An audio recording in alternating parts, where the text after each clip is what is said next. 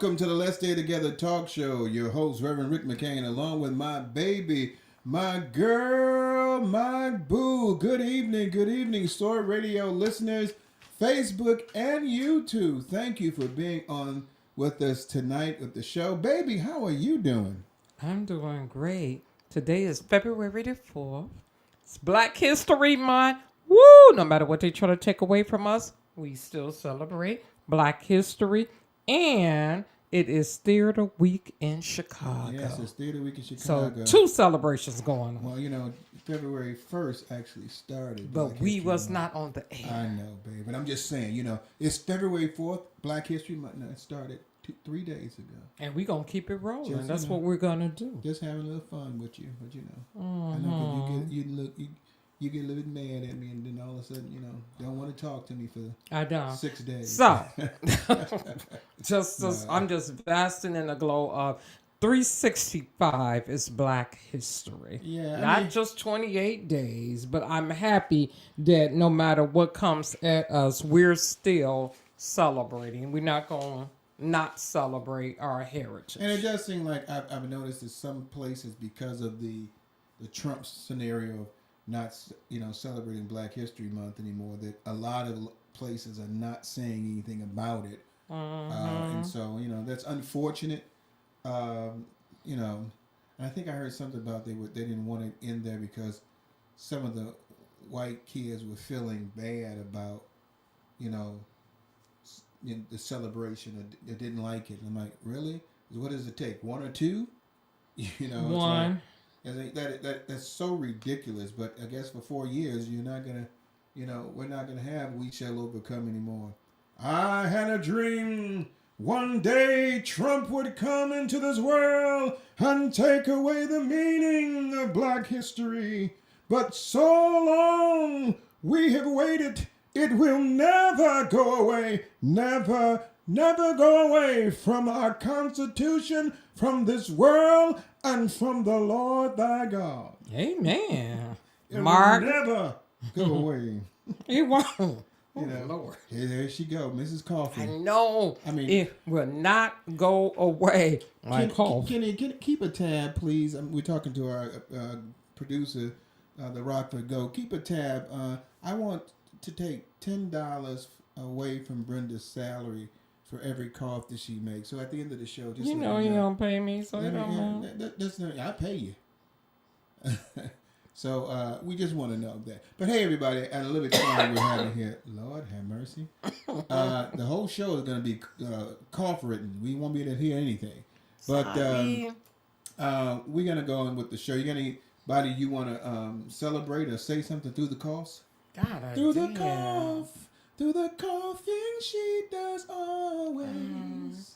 You know what? I want us to do a shout out to Kalia Ellis, one of the baddest event planners I work with. So happy birthday. I don't know if she's 42 or 43. She's a little young thing, little pretty, beautiful thing. I call her my Black Mona Lisa because she always gives you just a smile with her eyes. Real pretty girl. So happy birthday. Celebrating you today. And I hope you had a great weekend celebrating you. Yeah, and you just, so you missed the plug right there, though. You could have said the person I work with Ife Designs, where you can get.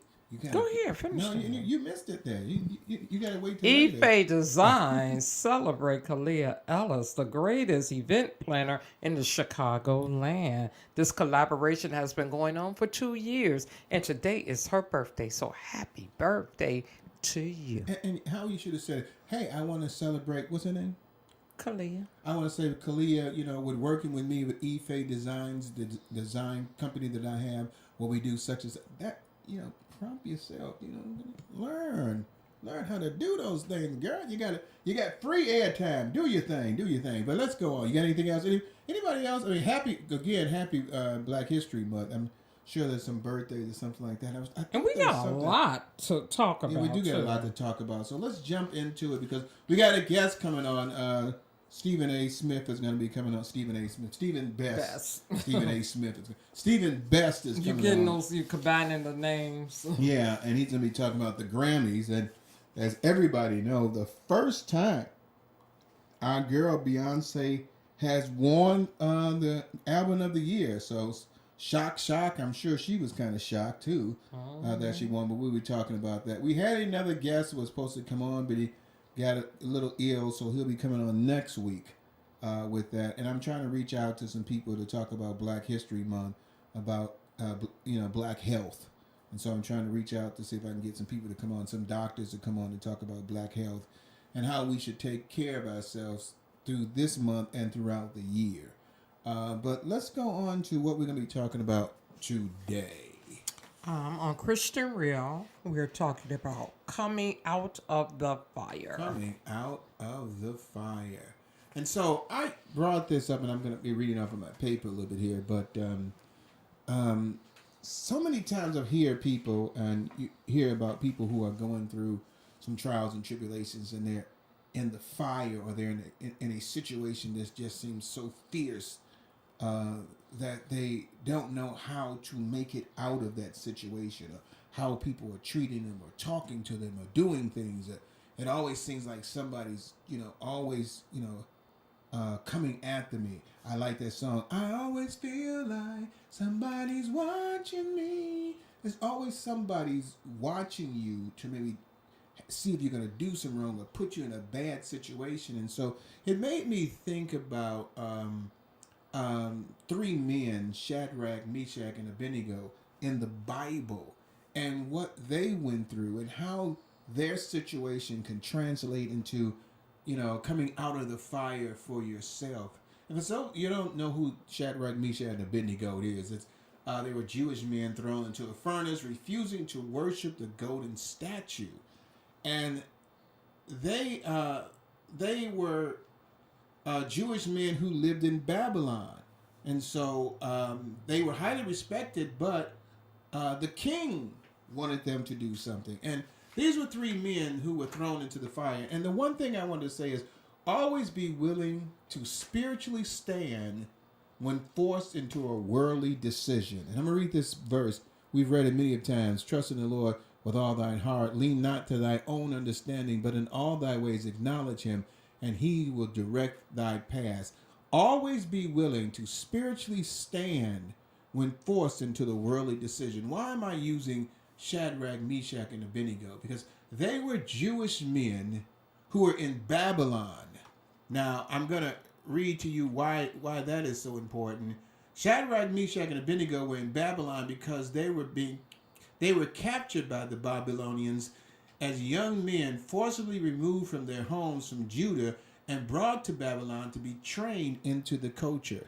Why do I say always be willing to spiritually stand when forced into a worldly decision? Because spiritually, what happens, Brenda, is that you have God to fight your battles instead of trying to think about you doing it by yourself. And so that's why Proverbs says, trust in the Lord and all that. So it's very difficult to fight someone who has more power than you or the ability to overcome you in this world. We see so much right now where there's an overpowering person in the White House who is just changing how things are happening. And it seems like it's placing people in the fire. You got ICE people coming to Chicago, coming to your cities, scaring people. People don't even want to go to work. They don't want to come out of the house because they're afraid that, they're going to be forced in a situation that they don't want.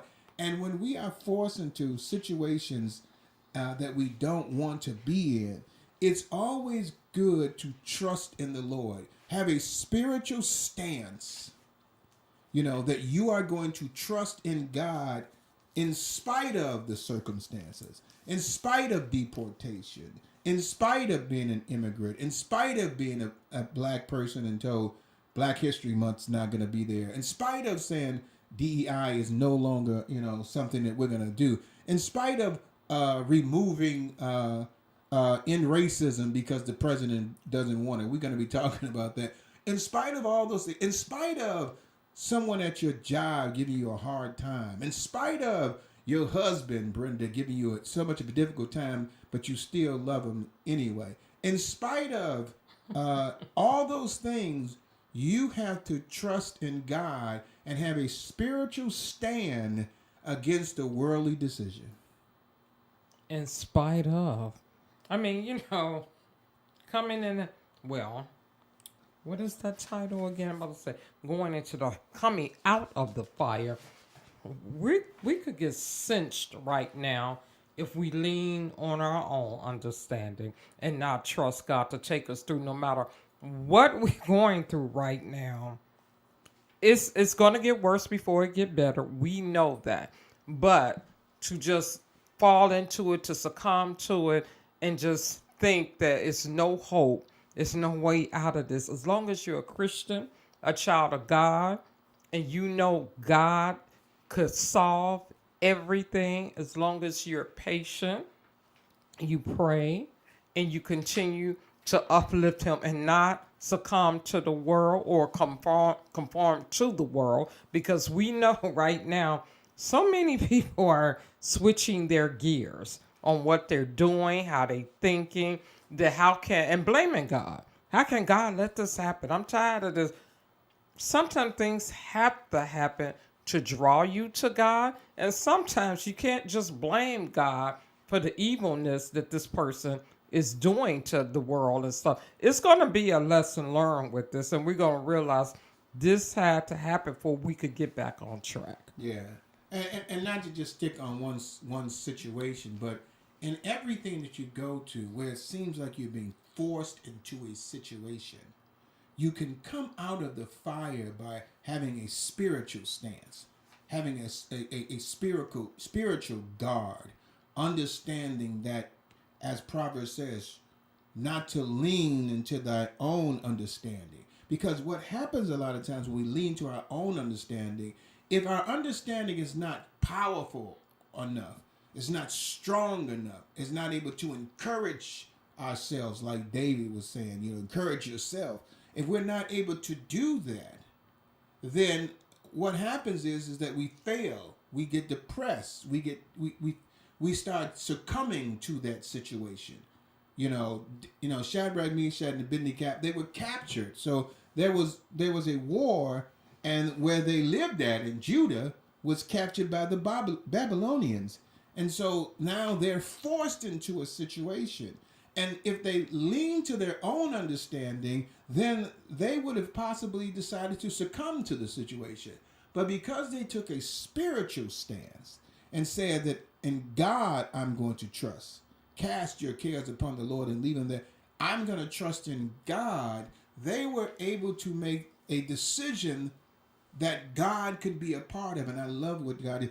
When you want God to be a part of the situation, make sure you make God the main part of the situation. Okay. Because that means he's going to be the main problem solver. So that's what you need to do. Number 2, when thrown into a problematic situation, go to the problem solver. I want to go back real quick here and read the story of Shadrach, Meshach, and Abednego. King Nebuchadnezzar ordered everyone to worship a golden idol. So now that becomes a problem for Shadrach, Meshach, and Abednego because they worship God. But the king now put them into a worldly situation that they had to make a spiritual stance. And he told them to worship. Everyone was going to worship this golden statue he had built. And that was not something they wanted to do. So when thrown into a problematic situation, go to the problem solver. Romans 8:28 says, and we know that all things work together for good for them who love God, to them who are called according to his purpose. So, what am I want to say to you? Not every situation that you're going to be thrown into is going to be something that's going to always be good. We want, every time we go to God, we want everything to work out in our favor. But he says all things work together for good. So that means we're going to be in some traumatic situations. No weapon formed against us shall prosper. Hey! But it's and symbolically it's saying that you're going to have some problems. And so in this situation, Shadrach, Meshach, and Abednego, they were put into a situation where they had to make a decision, and it was going to be problematic for them. But they turned to the problem solver, which is God, because they knew that if they trust in God, then he would be able to solve their problems, and then all things would work together good. It says, according to his purpose. And so when you're in situations where you're trying to come out of the fire, you got to make sure that what you're doing and what you believe is according to God's purpose, that you're in line with God. Going back to what we talked about a couple of weeks ago, that you're in line in God, that his purpose is your stance, and that you're standing against that. And so when they had this situation, Brenda, that they were going through and was forced into it, they refused. And so they refused. This is Shadrach, Meshach, and Abednego refused to bow down to the statue. And it says, and again, I'm going to say, when you're thrown into a problematic situation, go to the problem solver. They were able to refuse because they were going to a God that was bigger than the problem. And you need to be with someone who is bigger than your problem. If you're trying to come out of a fire, of any situation that you're in, you have to have something that's bigger than the fire, that can conquer the fire. You don't, when a house is burning, is on fire, if you take gasoline on there, gasoline is not bigger than the fire. The only thing gasoline is going to do is make the fire hotter. It's going to agree with the fire and make it even hotter, or it's going to make it increase. But you take another liquid that's called H2O, water, and you throw that on there, well, it can overcome the fire.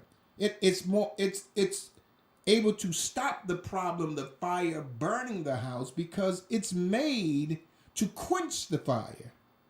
It drowns the fire, take away the oxygen from the fire, and then cause the fire to die. So when you go to God, you have to have something that is more powerful than your problem.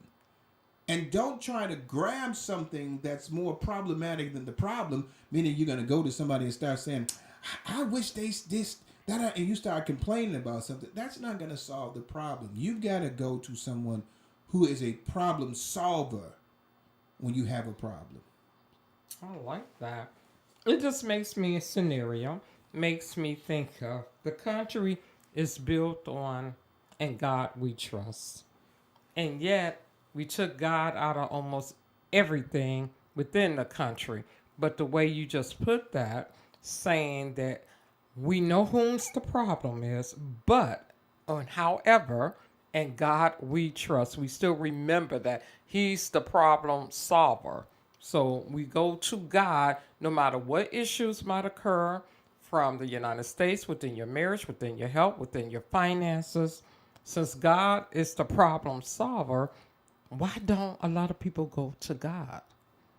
Is it because they don't know God or don't trust God? I can't answer that for the people who don't do that. I think most of the time it's just fear. The Bible says, God has not given us the spirit of fear, but of power, love, and a sound mind. But fear is there. That's why I said, if you have a problematic situation, go to the problem solver. But what happens is a lot of times is that we allow the fear of the situation to overcome our faith. And when fear overcomes faith, then we may still go to God. Christians will still go to God, because when we're scared, we're going to go to God a lot. But it doesn't make that fear stronger than our faith. And that's the issue that Satan works with. He doesn't mind us going to God when we're fearful. He just doesn't want us to have that fear to be replaced with faith. You could talk to God all you want to, as long as you're still fearing the situation. And that's what, Shadrach, Meshach, and Abednego, they wasn't fearing the situation. However, what happened was they got into a worse situation by standing for God. Because now, because they decided to decline or reject or refuse the edict of the King Nebuchadnezzar saying worship this statue, he had to now go into the fire. They had to go into fire. It says the king had 3 men bound and thrown into the furnace, heated 7 times its normal temperature. Can you imagine that? No. So number 3, you have to know that standing for God will benefit you more than the situation you're in. They were in a situation of first refusing to worship a statue. And because of them standing, spiritual stance, yeah, I'm standing strong in the Lord, the problem got even worse for them. Now, the king has made an edict to throw them into a fiery furnace. And had it 7 times hotter than normal. He wanted to make sure that they burned to the crisp. He wanted to make people understand this kind of refusal, denial will not be accepted. You are going to be burned. And so when you're in a situation like that, well, now all of a sudden the situation gets worse. You're like, I did this dance and now, where is God? No, you have to know. Let me read this again. You have to know that standing with God will benefit you more than the situation you're in. And I can imagine these 3 young men had some kind of fear. I mean, normally you're going to have that. I don't care how strong of a Christian you are, you have to have some fear. But they had faith. They knew that the benefit of standing with God was more than the situation they was in. They wasn't looking to be thrown in no fiery furnace. I'm sure they're like, whoa, wow, how God gonna get me out of this? I can assume that they were, their minds were wondering. If I was one of them, I'm sure I would be sitting up there like, how are you gonna get me out of this?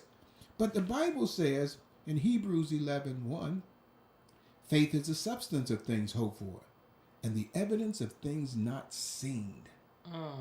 We cannot sit there and not have faith because we can't see the outcome. We have to have faith in God in spite of how difficult the outcome is. If you want to get out of the fire or make it through the fire, you have to be able to have faith in the substance of things hoped for. I'm sure they were hoping, God, get us out of this. We're standing by you. We're not going to worship any other gods. We're standing by you. Get out here. They had no evidence of anything that God was going to do that. But they had to have that kind of faith. It says trust and have faith in the substance of things hoped for, the evidence of things not seen. They had to have that faith, Brenda. And because of that, they were able to go forth into a situation that was worse than it was before, but because they knew that the situation it was in, read this again, gotta read 4 again. You have to know that standing with God will benefit you more than the situation you're in. They had that faith without knowing. They still had the faith in God without knowing that anything could change. And they went forth believing that God was going to do what God wanted to do with their lives.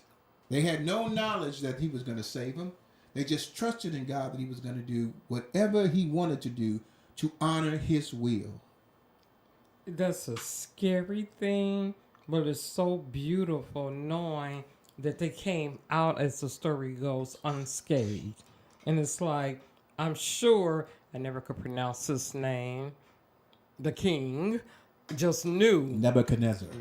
that guy, that he just knew, I'm burning them to a Krispy Kreme, and the only thing we gonna have is ashes. But God always sits high and look low and always rule. And whatever he do, if you trust in him and have that faith in him, like you said, they didn't know what was going to happen, but they had that unwavering faith that God had to use them for that example, that you could trust in me and not even be touched.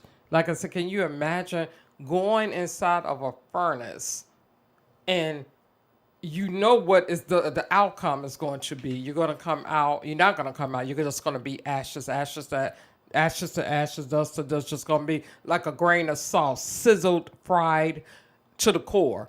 But to walk out as you went in and probably didn't even have the scorching smell. That's how bad God is. Bad in a good way is what I'm saying. Yeah, and before we go on, we know that they came out, but we know that they were got out, but at that time, we forget that when Shadrach, Meshach, and Abednego went into the furnace, 2 men were killed. The furnace was so hot. As they were bringing them into the furnace, they died. And you would think at that time Nebuchadnezzar would have said, whoa, wait a minute. How did the men that was taking them in there get burnt and die, but they're not singed or hurt anything? Here's another thing I want you to understand. Don't look for the adversary to change the situation they placed you in. The king was so enamored with doing what he wanted to do. It was what he wanted. It was an example he wanted to make. And even though the 2 men that was putting them in there died, and Shadrach, Meshach, and Abednego was nothing wrong with them, and most people would say, whoa, wait a minute. What? Why is that? The king still wanted to have them into the furnace so he can make an example. How many times have you seen somebody who's always waiting for you to fail, always looking for you to fail? Oh, I don't care what they're scheming to do something against you, and no matter what happens, even if something this didn't work, that didn't work, well, I'm gonna try this, I'm gonna do that, or someone's always talking negative about you, and they're so adamant about doing what they want to do that nothing can stop them from they're not going to change their course. You're looking for them to have a change of heart, and they just steal the same meanness, stubbornness, difficult, backbiting, talking against you, shaming you, trying to shame your name, all kinds of things against you. And you're waiting to say, well, maybe that. No. Don't look for the adversary to change the situation they placed you in. Nebuchadnezzar did not change in the situation when the 2 men died. He didn't say, oh, wait a minute, why did they die and those 3 are still... He didn't change. So the adversary is someone who's against you. Don't look for them, because that's placing too much power in their hands. You're giving them too much an ability to make the decisions for your life. And I like when 1 Peter 5:8 says, be sober-minded, be watchful. Your adversary, the devil, prowls around like a roaring lion, seeking someone to devour. Resist him, firm your faith. Firm your faith is what they're saying. And so what you have to do is don't look for the person who's coming against you to change. Firm your faith in God for the change. When Shadrach, Meshach, and Abednego went into the furnace, we could assume that they were hoping that maybe King Nebuchadnezzar would stop. Maybe after seeing these men getting killed, he would stop. But he was so adamant in doing this because he wanted to set an understanding to everyone that you cannot refuse the king's edicts. And so he put them in the fire anyway. And so at that time, Brenda, they had to firm their faith. They had to be sober. They had to have a mindset that if they walk in there, God was going to make sure that his name would be glorified. That somehow or another, by their stance, by them spiritual stance, by them going to the problem solver, for them walking with faith with no evidence, and then when the situation changed, they wasn't waiting for the adversary to change, they were waiting for God to do the change in the adversary. They go into the furnace, and all of a sudden, Nebuchadnezzar sees a fourth person, like an angel, in the furnace with them. And it glowed, but they didn't get singed or harmed at all. So the three men were unharmed by the fire. The king saw a fourth man walking in the flames, including with the three, like a heavenly being. And what happened after that point, they come out of the fire. Isn't this what the thing called? Coming out of the fire? They came out of the fire with all of that faith because they stood strong. They stood firm, as Peter says, firm their faith and said, God, whatever happens in this situation, your name be glorified. And they come out of there, and because of their stance, it changed the king from worshiping an idol or a statue to now declaring that the God of Israel should be worshiped. Always place your problems in the hand of God. I just love that story. Because if you place your problems in the hands of God, not only can he change you, he'll change the adversary or people around you when they see how good God is and what God has done for you. That's why we have testimonies in there, not testifying, but testifying Right. about Amen. the greatness of God, because we could stand firm by his word. But we have to put all of our problems, place your cares unto the Lord. Bring them to God. Even the coughing, you have to give it to God. God, take it away. It is something that you have to give to God, because our problems can overwhelm us. I know you're addicted to something. Somebody's out there is addicted to something. You can't let it go. And the first thing we think of addicted is cocaine, is drug. No, you could be addicted to buying things. You could be addicted to selling things. You could be addicted to overeating. Whatever your addiction is, turn it over to God. Don't allow that thing to take control of you and cause you and force you to do something that you know you don't want to do. Give it to the Lord. Put it in his hands and allow the Lord to take care of it. Shadrach, Meshach, and Abednego are in the Bible not because, let me just say it. The King Nebuchadnezzar didn't change to worshiping God because of Shadrach, Meshach, and Abednego. He changed because of the faith of Shadrach, Meshach, and Abednego. He changed because of the witness of what he saw. It says faith is the substance of things hoped for and the evidence of things not seen. He saw the evidence of faith. At that time, evidence of faith was not for them because they had the faith. Yeah. They still had the faith of the evidence of not seen. But the seen or the evidence was there for Nebuchadnezzar. So he could see the evidence of faith in God and what it could do. You can't even put your hand under the fire without getting burned. I know some dumb people that tried it. See how long you put your yeah, okay. Keep trying. You can't even do that. These men in a furnace 7 times stronger. And you think of that furnace as a cremation thing. Yeah, Oh, that's a good example of cremation. That and it's not. That's not even turned up 7 times. But that fire will burn you to the bones, and even burn the bones in some cases to dust. And these men come out, they ain't even smelling like smoke. You ever heard the saying, which this story makes me think of, that Rick, you don't look like what you've been through. Yeah. It makes me think about that. And I hear that a lot from my life, other friends and their lives, and I know what they've been through.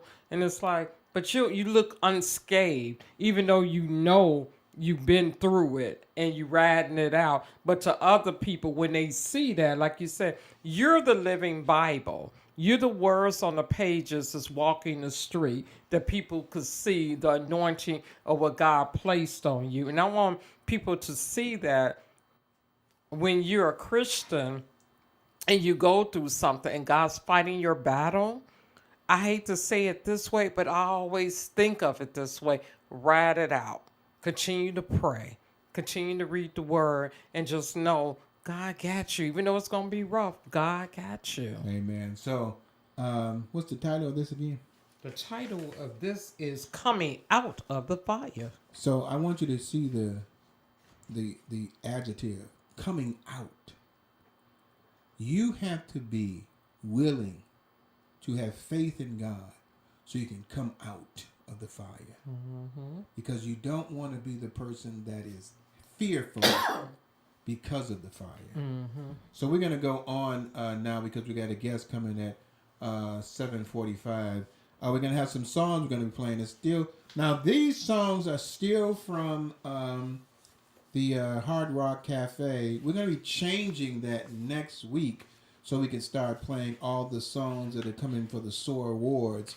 So we're going to be putting all the songs out for that. But we're going to have James Hall and the Blood. That's the only song we're going to be playing for this time, right, Kenny? James Hart and the Blood. And then we're going to have a commercial breaks. And then we'll come back. We'll talk about a little things. And then after that, we'll have Stephen Best on there to talk about the Grammy. So this is Rick McCain along with my baby, my girl, my boo. Stay up for the song, commercials, and we'll be right back. Hey, I want to switch it up a little bit. Talk about one of the stories and then talk about something with Black history. Okay. One of the stories that really got me is, so let's lead with this. NFL will remove end racism from the end zones ahead of Super Bowl. Super Bowl is in New Orleans this year, and they usually have end racism at the end zones. And now, because it has been told that Trump will be at this game, they have to get rid of it. And now they replaced it with Choose Love as the Kansas City Chiefs take on the Philadelphia Eagles. Now, to me, it's like, why would that have to change? It's because that president don't want to end racism. We know that. But now we're in an uproar. Change this before they get here, for we don't have no problem. But as the story goes, Rick, I'm more concerned that isn't that the Chiefs, the guy that dates the pretty little singer Taylor Swift? Yeah. And the president don't care for Taylor Swift, I don't think. Yeah, I mean, you know. This is going to be an interesting one. And that's going off of the spectrum of what we're talking about. But, yeah, it is. But I just thought about she's going to be there too. Okay, so the thing that we have the problem with here is the fact that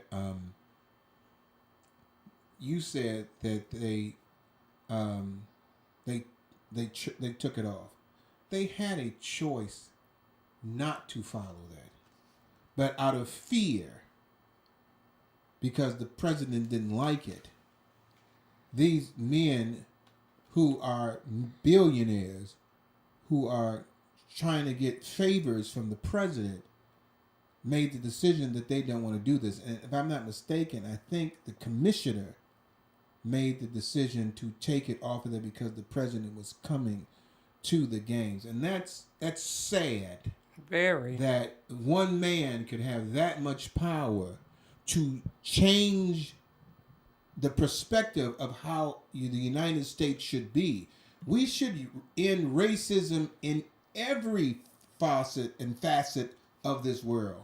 Not just against people, you get origins as racism, yeah, it's still people. Not just against, black people or something like that, because it seems like, every time you hear stop racism, you think, well, this is black people. No, there's racism in all races. Okay. There's racism within races. Mm-hmm. There's racism within black races, within white, Chinese, Lithuanians. I mean, any place. There's racism within countries, or countries are next to each other. So ending racism is not just a black thing. Okay, it is prevalent to African Americans that racism is stopped, but you can tell that that's not happened by the DEI situation being removed and what the president is doing. But they made a choice to do that. That they wanted to remove that from the end zone, and that's what's bothering me, because you're afraid of the consequences that you think that you might have to do to this man. It reminds me. It always brings me back to Kaepernick, Colin Kaepernick, when he bowed down, and the president got angry and said he should be fired, and nobody would hire him anymore. You know, it's last in the Super Bowl, but now they won't hire him anymore. And they didn't blackball him. Well, he ain't. He's never been able to get back in the NFL again. Tried out, but they will not let him in. And this kind of scenario here is troubling when we allow one person to have that much power. And somebody's saying, well, hey, just have to wait 4 years until he gets out. Well, in that 4 years, he can make things so difficult for years to come because of a changing atmosphere of acceptance of not being equal and not caring about people because of the color of their skins. But we should look at the content of their character. That troubles me a lot when I hear that. And I think that in a lot of cases, there should be people that's going to boycott the NFL, but majority of the people that go to the NFL games are white, and I don't think they would do that. They're not. I mean, this is sad. This is a headlines. NFL will remove end racism from the end zones ahead of Super Bowl. That is what's going on. I mean, so much news about whatever his number is, 47, whatever, what he's doing, that is just too much to keep track with. But let's switch gears here and talk a little bit about Black history in between these headlining stories. This day in history, I'm going to give you the year and how we made history on this day. And I believe this is all on February the 4th. 1963, Martin Luther King Jr. writes letter from a Birmingham jail. 1893, pioneering Black doctor performs successful open heart surgery. Now, you never hear that much. 1992, Mae Jemison becomes first Black woman in space. 1992 was a good year. John Singleton, he was 24, becomes the first Black director nominated for an Oscar. 1818, the Afro man himself, Frederick Douglass, was born, making history with a birth. 1923, Rosewood Massacre decimates Black Florida community. 1945. Now, this is all history that we was a part of, made, and became the first of. The first issue of Ebony magazine was published. Two more. 1959, A Raisin in the Sun debuts on Broadway. We're going to see that. We're going to talk about that soon, too. 2007, Tony Dungy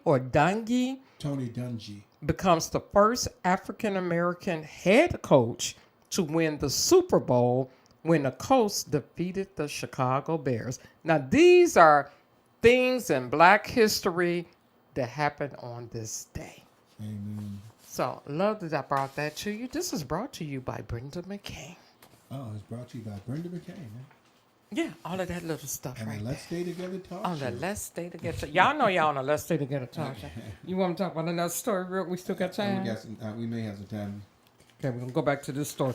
Now, we know. Over a minute? Go ahead. Okay, we know eggs are expensive right now. But when you're stealing them, about 100,000 eggs worth $40,000 eggs stolen from Trella in Pennsylvania. Over the past year, everyone, eggs went up 50%.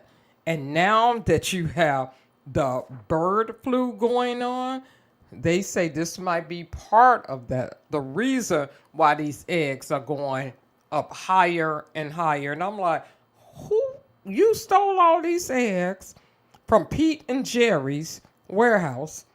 And what you gonna do? Sell them on the side? What are you gonna do with that, Rick? I don't know. He may have some wholesalers he can give them to. That is exactly what I would do. It is extensual for us to understand that it is exposing these eggs to other people that are stealing something. They're once they get caught, you can't be expunged from that. So there's a lot of things, I might be exaggerating, but it's a sad situation. We got about 10 seconds before we go back into the show. So for those on Facebook and YouTube, hold with us. All right, everybody, welcome back to Let's Stay Together Talk Show. Your host, Reverend Rick McCain, along with my baby, my girl, my boo. I don't know if we got our guests out there or not, so Kenny will let me know. But we're going to talk about the SOAR Awards. we're going to talk about the SOAR Awards. We got Stephen Best coming up in a second. But I want to make sure that you check out the JD Morning Show, the JD Morning Show. I'm going to have JD Morning Show each Wednesday between the hours of 6 and 8 a.m. only on SOAR Radio.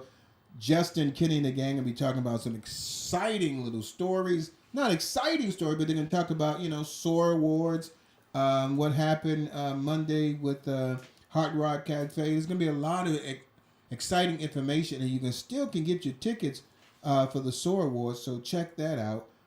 Babe, we'll talk about that. What you got? Okay, so we're going to talk about that, then we're going to go to Kenny, to Stephen. So Okay, SOAR Awards. We are less than 1 month away. March 3rd here in Chicago, the SOAR Awards 2025 SOAR Awards will be here on Monday, March the 3rd. It starts at 7 p.m. and it will be at Greenwood Oasis. That is 7821 South Greenwood Avenue here in Chicago. We will be honoring, notice I said we will be honoring, Willie Moore. They're going to host it, honoring Archbishop William Hudson III and Smokey Norfolk. So you guys, come on, Chicago. You got to show up and show out. It's still early enough to get your tickets at soar.ticketlocity.com. And last week, I think Justin told me, if you get this code, I'm going to put it back out there, you could get 20% off of your ticket. So join us. Let's Stay Together Talk. We'll be there. Join us less than a month away on March the 3rd, because it's going to be on and popping in Chicago. Okay. So we got a special guest. I wouldn't necessarily call him a guest. No, he's family. He's like family to us, even though he ran away and just ran away to another country, and now you can't see him anymore. All of a sudden, he's gone. That's my song. Yes, but he back. But he's back here. You used to hear him, the best of Stephen Best, and now we've got him back here to talk about the Grammys. Because I don't think there's anybody out there that knows more about the Grammys and stuff like that than Steven. So we got any him award show. Yeah, and so I knew I had to bring him back when his bestie wanted an award there. So we had to have him out here. Steven, how are you doing, man? I am on cloud nine for multiple reasons. Number one, I'm thrilled to see the two of you. Number two, I can't get over the amount of people on social media, Brenda, who shared your message that I was coming back on this show today. So thank you for that. I'm thrilled to be here. And you are correct. My bestie did very, very well. Very well. So bring it to us. We need to know everything with the Grammys, because I did not watch it. So I'm waiting to hear everything from you. Okay, you got it. And I've got my notes here as well. So I know we're tight on time. I want to make sure to get all the good points. And for those of you not in the know, we are talking about the 67th annual Grammy Awards. The Grammys celebrate the best and brightest in music, contemporary music today, and it is held in Los Angeles. Now, I had several people reach out to me before the show to say, is it even appropriate to have the Grammys with all this terrible destruction and these horrible wildfires going on? And I'm glad that they did. They honored firefighters all night. They turned the Grammys into a fundraiser, raising over $8 million just in the 3 hours that it was televised for those impacted and affected by the wildfires and the wildlife as well. Los Angeles is nowhere near done and prepared. The fires are contained, but they're not out. So I was looking for the Grammys to be smart, a little more somber. Normally, I love a red carpet. I wanted the red carpet tame. I wanted people focused on the music and talking about bringing the world together. And for the most part, I got exactly what I wanted. There were a couple ding-dongs on the red carpet. You'll always have that at the Grammys. People dress more as a look at me as opposed to being the most stylish, but that's neither here nor there. Trevor Noah returned for the 5th time as host. And again, incorporating fundraising and on-stage salutes to the firefighters for the people devastated by the wildfires in Los Angeles. Okay, now with that said, we're going to turn to my bestie, Miss Beyonce. Finally, 5th time was the charm. She took Album of the Year for Cowboy Carter. Earlier in the evening, she was quite visibly surprised when she was awarded Album of the Year in the country category. This was the first time in over 50 years that a woman of color won a Grammy for country.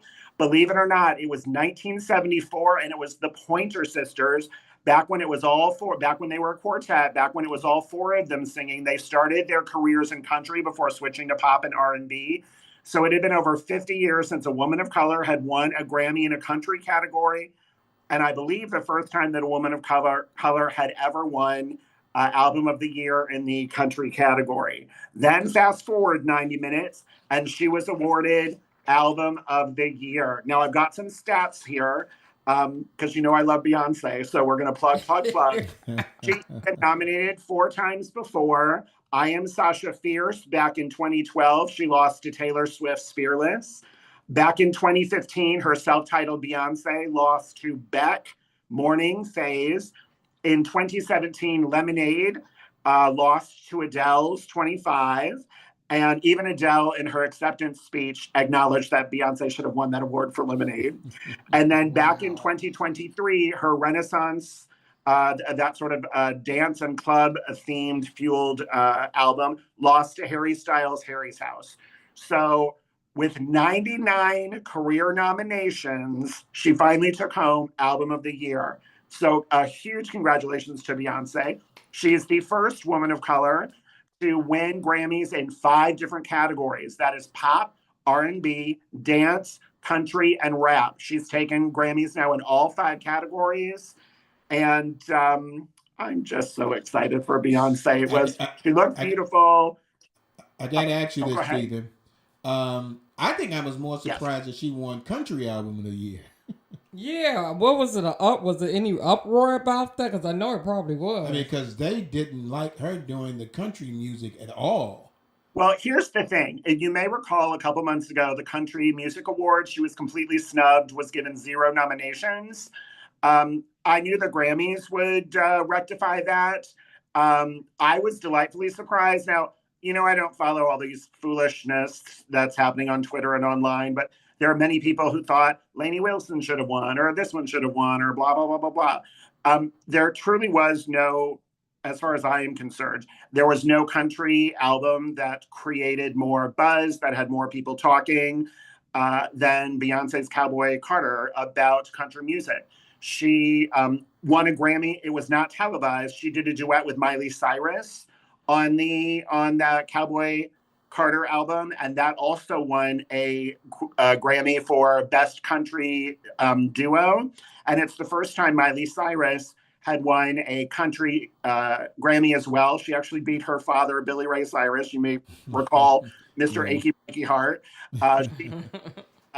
To a Grammy in the country category. So, I think country music is evolving. Music as a whole is evolving. I mean, it's important to stay relevant. And no offense to the old school, the Tammy Wynette's and the like. But, Shania Twain revolutionized country, and she came with a lot of criticism as well. I think it may have something to do with gender. It may have something, hold on, it totally has something to do with gender. It totally has something to do with color. But I was thrilled she won. She deserved it. She actually deserved all three that she won. And one more statistic, Beyonce is now one of 4 Black women who have won Album of the Year. The other 3 were Natalie Cole for her unforgettable duets with her father back in 1992, Whitney Houston for the Bodyguard soundtrack back in 1994, and Lauryn Hill for her revolutionary, The Miseducation of Lauryn Hill in 1999. Beyonce is the only woman in this century of color to win a Grammy for Album of the Year. And in her speech, Brenda, you and I talked about this actually last year. In her speech, she said, genre is a word to keep us in our own place as artists. You had asked me about a year ago, do they think they just let Beyonce win in R&B categories and dance categories, but won't give her the top trophy? And I'm not going to lie, the answer to that is absolutely yes. But this year, there was just, again, no offense to the other 9 artists who were nominated. This year was all about Beyonce. And then one more statistic, and I will move on. For Album of the Year winners, now again, this was the 67th Grammys. So in 67 years, only 13 women have ever won Album of the Year. Wow. Now, Taylor Swift has won it 4 times. But in 67 years, only 13 women. And I'm going to name them really quick. Beyonce, Taylor Swift, Billie Eilish, Casey Musgrave, she's a country artist, Adele twice, Norah Jones, Lauryn Hill, Celine Dion, Whitney Houston, Natalie Cole, Bonnie Raitt, Carole King. And I want to note that Bonnie Raitt won in 1989. Carole King won in 1971. I mean, these gaps are, these chasms are gigantic. And then the first one, of course, was Barbra Streisand, Rick, who I know you love. And yes, I do. Barbara won back in 1963. So, wow. If you were taking a test and got a 13 out of 67, what would your grade be? I'll tell you. So I don't know why I thought Tina Turner was up in there. She wasn't on there, huh? Yeah, Private Dancer by Tina Turner was nominated, but she did not win. Aretha Franklin never won.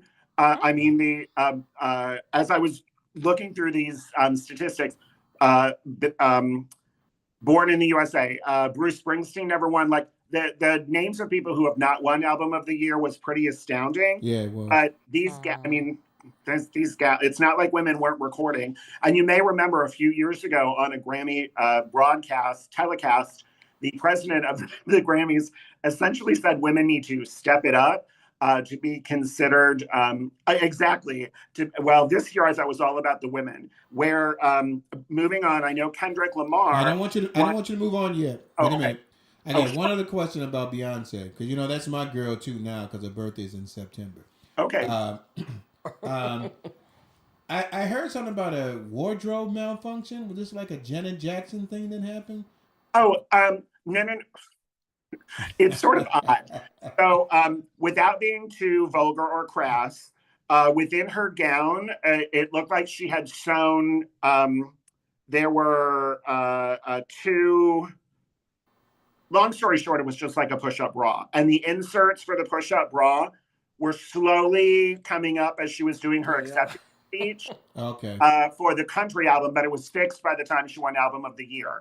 So, no, was she vulgar on the stage? Did she show too much skin? No, not at all. But were the 2 little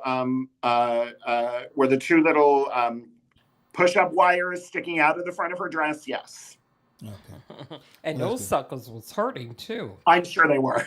I think she was. I think they were coming up, because at that time that she won the country wars, they were just letting the country industry know we're coming out. You got to accept us. Oh, we got to talk about that too. We got to accept us. You said that word. I don't get a chance to finish, but go ahead, babe. Go ahead. Oh no, I love that. He said coming out made me think Diana Ross. She was there, right? Diana Ross was there, and I've got her in my notes, but she was actually one of the people who presented Kendrick Lamar he ended up winning. He was one of the big winners of the night. He took home 5 Grammy Awards. He won actually Song of the Year and Record of the Year both. Now, a lot of people don't understand the difference with Song of the Year and Record of the Year. One of them normally goes to one of them goes to the songwriter and the other one goes to the artist. He actually took both. And I find it unique. I mean, next weekend, are we allowed to say the name of that football game that's happening? I know. Sure. Okay. He's the halftime performer next week for the Super Bowl. So he's having quite a week. He won 5 Grammys Sunday night. And now this upcoming weekend, he will be doing the halftime at the Super Bowl. This song, Not Like Us, is the song that he took the Grammys home for. And apparently it is a Drake diss track. I'm happy that he kept it classy for the Grammys. I mean, his speeches were a little bit all over the place for me, but he didn't say anything vulgar or ugly about Drake on air. And whether it's a Drake diss track or not, it just wasn't a place for it this year. So, congratulations to him. I'm glad he kept it classy. Stephen, before you go on, I want yes. to backtrack for a second. Of course. Did you hear anything from the country industry or the Country Music Awards acknowledging Beyonce winning the award and the Grammys? I mean, did they show some, like we're gonna show some respect, or they just like, well, we didn't invite it, we didn't vote for it, so we don't care? It's here's the thing. It is a different voting block. Yeah, I know. The Grammys. So, I mean, a formal congratulations. No, I've not heard a thing. But individual artists posting on their own Twitters, posting on their own Instagrams, that I have seen. Does that make sense? You saw something on there on the country. What am I trying to say? Country awards thing. Yes. They acknowledged her on that. Okay, that's good. Artists, yes. By anyone officially with the CMA Association, no. Okay. But there, I mean, that would be like McDonald's congratulating Burger King for winning Sandwich of the Year. I wouldn't expect to hear anything from the CMA about that, but surely, I mean, in my eyes, they have egg on their face. There wasn't a country album that was released last year that had more buzz, and I'm not just saying that because I am a fan of Beyonce. I mean, there just wasn't. Lainey Wilson, we heard a lot about. My nieces are huge fans of hers. One of them was like, well, I wish Lainey Wilson would have won, but I mean, we have that every year. And I've been that person for 4 years when I'm like, how did Beyonce lose to Beck? How did Beyonce lose to Taylor Swift? So there'll always be some grumblings, but there. You know what? Can I go ahead? Because I'm going to ask you one more question. Was it just me, or does the former album of the year person announce who wins this year? Because it was kind of interesting to see Taylor Swift doing the giving the award to Beyonce. Did she win last year? Here's the Taylor Swift actually presented the Country Album of the Year award. So, Rick, to answer your first question, no, the person that won the year before does not normally come out to do it at the Grammys. That is something that happens at the Academy Awards, at the Oscars. Oh, okay. Whoever won Best Actress or Best Actor will then return the following year to present the opposite category at the Academy Awards. That is nothing that with any regularity has been at the Grammys. The Grammys is sort of, for lack of a better word, a hodgepodge of all different industries. And the one thing that I actually do like and respect about the Grammys is they each year will try to partner 2 different people from different genres of music to sing something, again, out of the wheelhouse of both of them. For example, this year there was a tribute to Quincy Jones, producer Quincy Jones, and it had Tony Award winner Cynthia Erivo partnered with Grammy winner Herbie Hancock. He played piano as she sung the most sumptuous version of Fly Me to the Moon, which Quincy Jones was an executive producer on. And then that segued into Stevie Wonder playing harmonica. And then that segued into Janelle Monáe singing Michael Jackson's can't. Oh my gosh, Brenda! If there is something to Google, it is that. It is that beautiful tribute. Janelle Monáe. I mean, Okay. matched Michael Jackson moonwalking. I mean, move for move on that stage. And at one point, she throws her jacket into the audience, caught by Taylor Swift, believe it or not. And then Taylor put it on. She was dancing in the off. She was dancing in the audience. You know, Taylor Swift. I have to be honest. I'm not her biggest fan, and she was nominated for 6 Grammys and didn't win last night. Although she's won. She's I think around 17 career Grammys. She was certainly having the most fun. When Beyonce won Album of the Year, she's toasting Jay-Z, who was sitting next to her with Jay-Z's champagne. When Sabrina Carpenter was one of the early acts, Taylor Swift was on her feet the entire song, dancing and mouthing along. Like, Taylor was really there to have fun, win or lose. And I have to acknowledge that and respect that and appreciate that, because God knows if I were in the audience, I'd be doing the same thing. And then when Chappell Roan won Best New Artist, which is another highly coveted award, Taylor gave her a standing ovation, stayed on her feet during the entire speech. And then I'm just going to hop into that. When Chappell Roan was on stage, she acknowledged being signed as a minor and then being dropped by one record company before picked up by another. And she challenged the recording industry to be better to their artist. She said with record labels, they should provide insurance and a livable wage to all of their up and coming artists, since they, you know, when they hit, they make millions of dollars for these record companies. There isn't any reason in her eyes why the record company, again, can't pay a livable wage and just basic health insurance. She was dropped by her previous record company in the middle of COVID when artists weren't touring, shows had stopped, and there was just no promotion there for a while of any work. So I thought that those were very valid points. And normally, for a new artist, they were so grateful to be there. But I like that she held the Academy's feet to the fire. Okay, she stood for something. Yeah. But before we let them go, can we talk? We got time to talk about Are fashion. you through? I've got a couple more pages, but we can talk anything you want, Brenda. You know, A couple of more pages. Fashion. Let's talk about fashion here, because course. Will Smith's son just, I don't know, and then What that was that?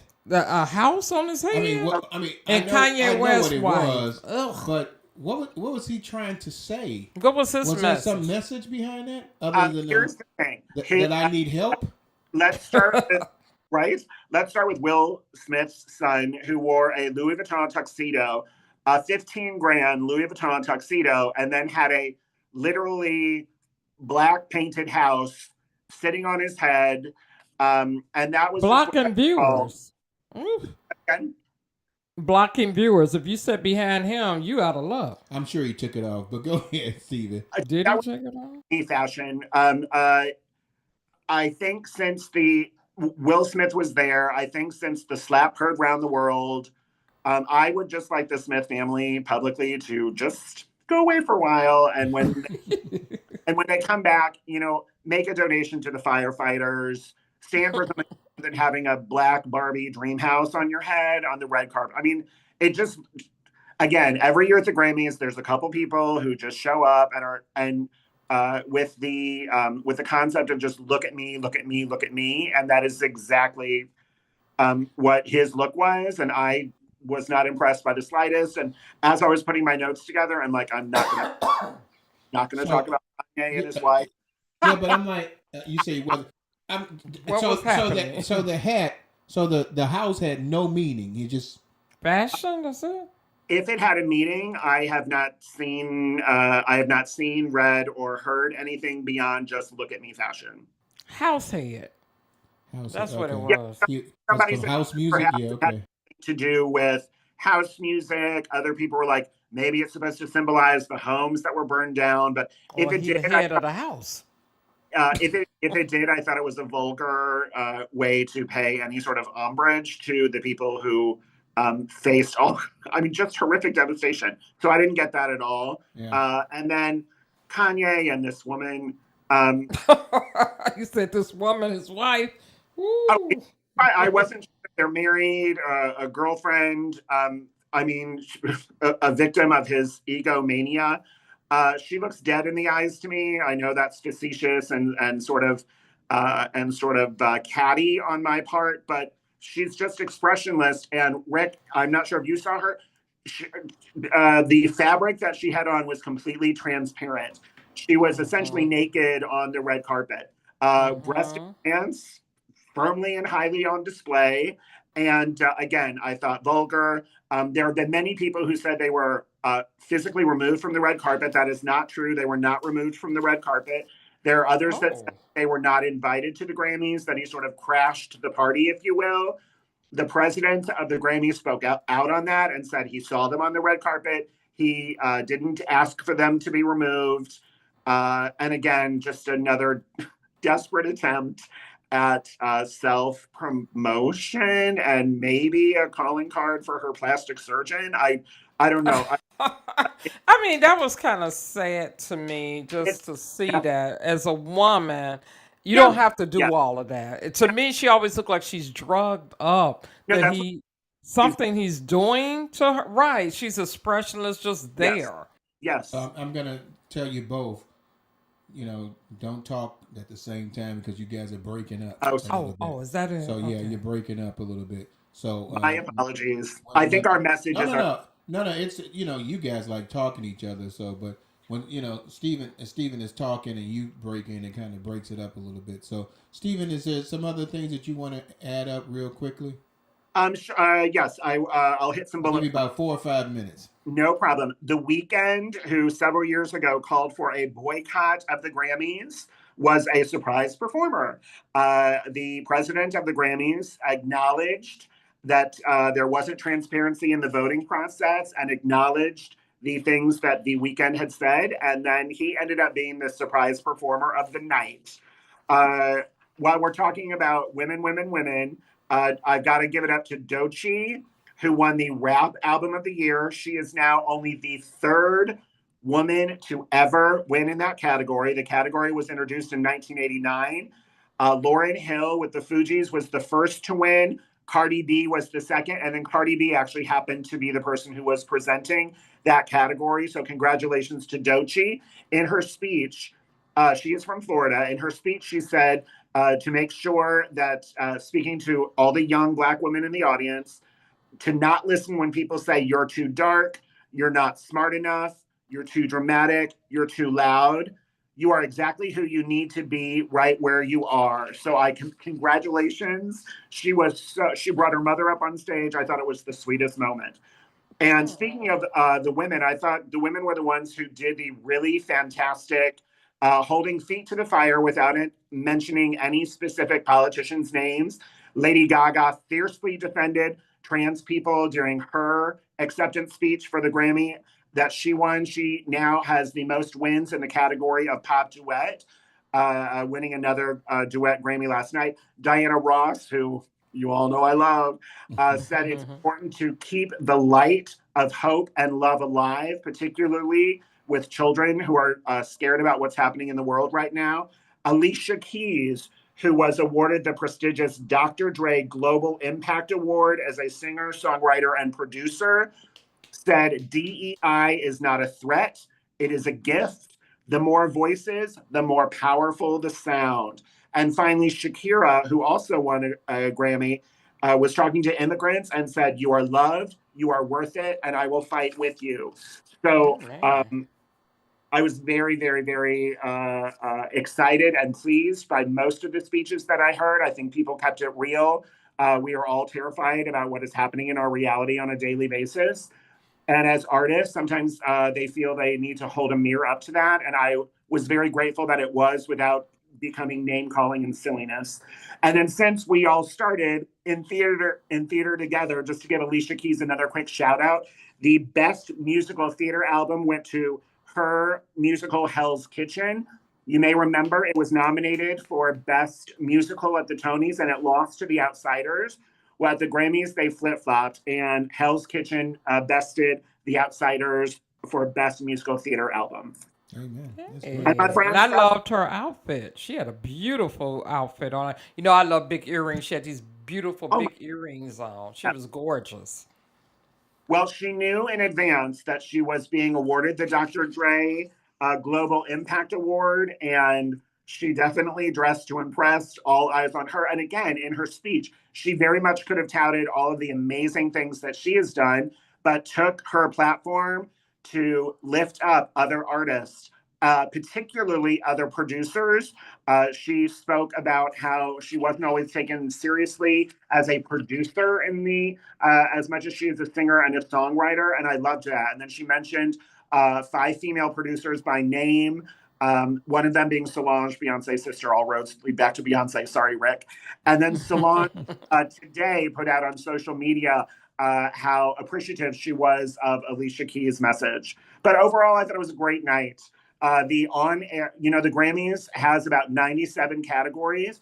On air, they're only able to give out about 20 to 25 awards, depending during the year. So most of these are given off camera. But congratulations to all of the nominees and all of the winners. It was a great night for performance. Almost all of the performances are up on YouTube. The Grammys are also streaming in case you want to watch it from beginning to end. But it was a classy, it was a classy event, which you can't always say about the Grammys, but they really stepped it up this year, I thought. So no reference or suggestions with the name of Trump in there, though. References like the the DEI from Alicia Keys. His actual name was not spoken, and I was cool with that. Yeah, I'm cool with that too. Well, I can't wait for we're gonna have him back for the Oscars then, right? When is I would love it. Absolutely, yes. When is the Oscars? Is that in June? No, February. The Oscars March, right? The Oscars is just a few weeks away. Yes, Okay. the Oscars is the unofficial end of award season. Yes. Okay. Well, when Oscars come, we'll be back, and hopefully we'll be seeing you soon. You will be seeing me soon. I'm coming Yeah. Hey. Yeah, so we'll be getting a chance to see him. We haven't found the hostage room yet to put you in. Yeah, but we're working on it. We're working on it. The panic room, hostage room. No, it's gonna be a hostage room, hostage not the room. panic room. He gonna be panicking. The panic room is where we go to get away from somebody. The hostage room is where we keep them. So you better let us know. As always, man. I'll let you know off camera. Yeah, it's always a blessing to have you, my friend, and thank you for having such a plethora of information in regards to these award shows for our listeners. And we love you, man, and see you soon. You got it, my friends. Have a great night. Thank you again. Check your checks. Take care. Bye for now. Bye for now. So that's the Grammy Awards. So I know he was happy that Beyonce won. I was happy for it too. Yeah. To see that. Do you have something you wanted to? I thought you was looking at your phone. So we're going to go to our next song that we're going to be playing here. We just had Stephen Best on there. And I got to go back to my list here so I can find out what song we're playing. We're going to be playing a song by Joshua Troop. It's Everybody Clap Your Hands. Listen to that song. A couple of commercials, and we should be right back. This is Rick McCain along with my baby, my girl. This is Let's Stay Together Talk on SOAR Radio, 2-time Stellar Award winning for Best Internet Station of the Year. And the SOAR Awards coming up in March 3rd. So get your tickets at SOAR at Tickelocity.com. I think I got that right. SOAR at Tickelocity. SOAR.Tickelocity.com. Don't forget that dot. SOAR.Tickelocity.com. Listen up and we'll be right back. What you got? Okay, let's talk about Target. Target is the bullseye target. Pastor Jamal Bryant wants 100,000 black people to join 40-day fast against Target. Now, he's coinciding with the fast leading up to Easter. Target has a lot of black consumers and supporters, and they just got rid of us due to DEI. So why would you want to still spend your black dollars at a place that don't want you there? Well, they didn't get rid of us because of DEI. They just removed DEI from their programs and stuff like that. So they didn't say get rid. We don't want black people coming to the store because they ain't gonna do that. They're gonna take your money. It's all about money and a blank thing funny. You gotta, they they're going to do that. What I thought about this when I first heard it was that's not really what fasts are for. What he's trying to do is a protest. That's not what a fast is for. Biblical fast is not to say don't buy something at a store. So I was conflicted It's giving with up that. something. Yeah, though. but come on. That's a protest. Let's just call it what it is. You want to protest? I mean, because I'm not really giving up anything by not going to Target because I don't go to Target. Right. And so, I mean, So that have to hit the people that shop there. yeah, but I think that, using things out of context is what's troubling to me because this is not what a fast is all about, and so though I support his desire to do that, that's probably going to happen with a lot of companies that are going to be moving any DEI programs or initiatives and things like that from them because Trump is here. This is what's going to happen a lot, and so it's you can't just you're going to boycott everybody, or fast against everybody. I think having a boycott or a protest against them, where people are protesting or they're writing that they're not going to go to there and stuff like that, is more effective than saying I'm going to fast from going there. I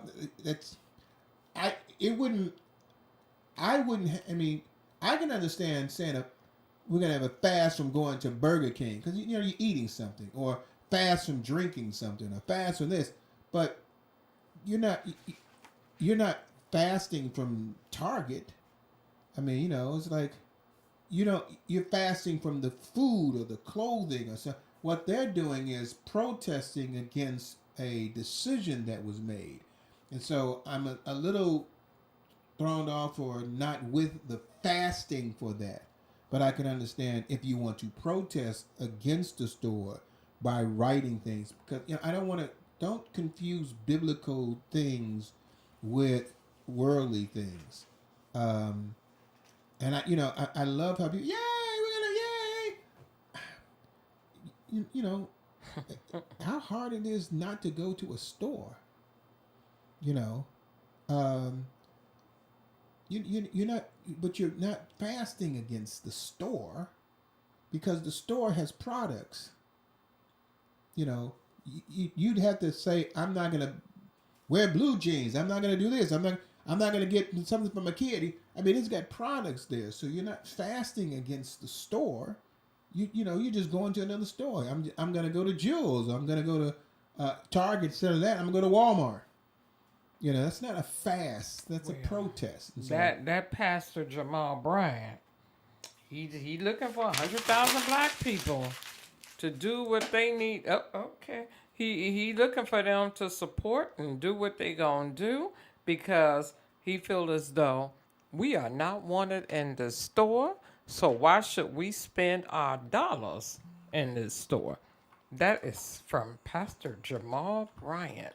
He is on a mission that he wants us to think it's called fasting, but it's really called protesting. So now I'm gonna read this, and it's not.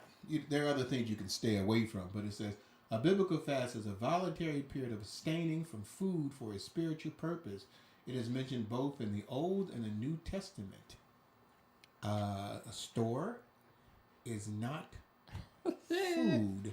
Well, that's what he It's a wanted to product. be. You can do a partial fast, a liquid fast. Now they're saying corporate fast when a group of people fast for a specific goal. So maybe that's a new thing. This is what people were putting in there. So It's under I don't know. types of biblical fast. It Okay. says types of biblical fast. It doesn't, but when a group of people fast together for a specific goal, corporate doesn't mean corporations. It means coming together. That's what they're talking about. So don't misinterpret that. Saying, "Oh, a corporate fast is fasting against a corporation." No, it's when people come together to fast for a specific goal. We're fasting for 3,000 souls to join the church. That's a corporate fast, but not a. There's not a corporate fast. Is He not took the corporate same as literally. corporation. Okay. I say that that's more of a protest, and hey, you want to protest? Protest. Okay. You got anything else? Um. Um, Yeah, I do. Worst mass shooting in Sweden's history is around 10 killed at adult education center. That's odd. This story is still unfolding. They do not know why that individual came in there shooting in the blazing, but they did. And I'm still wondering, what is an adult education center? Is that like where you go to get a GED? I don't know. That's over there, but it's just the sad thing about it is that there's a school shooting that's happening. This seems to be a universal thing, which is not surprising. This is out of the United States. You said, why are you talking about that?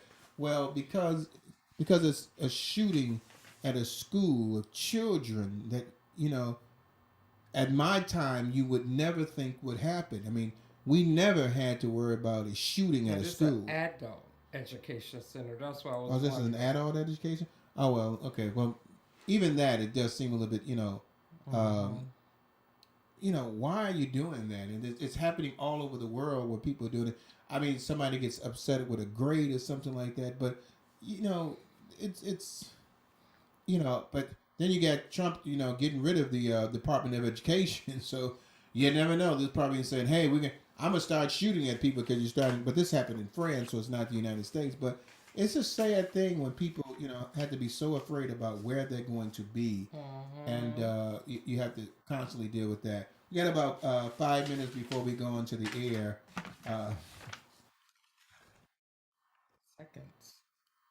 All right, so 5 seconds. Thank you, Brenda. Hey, welcome back to Let's Stay Together Talk Show. Your host, Reverend Rick McCain, along with my baby, my girl, my boo. We had a great time talking with Stephen, and we're gonna continue on with what we're talking about now. Ruffling papers. What do we get?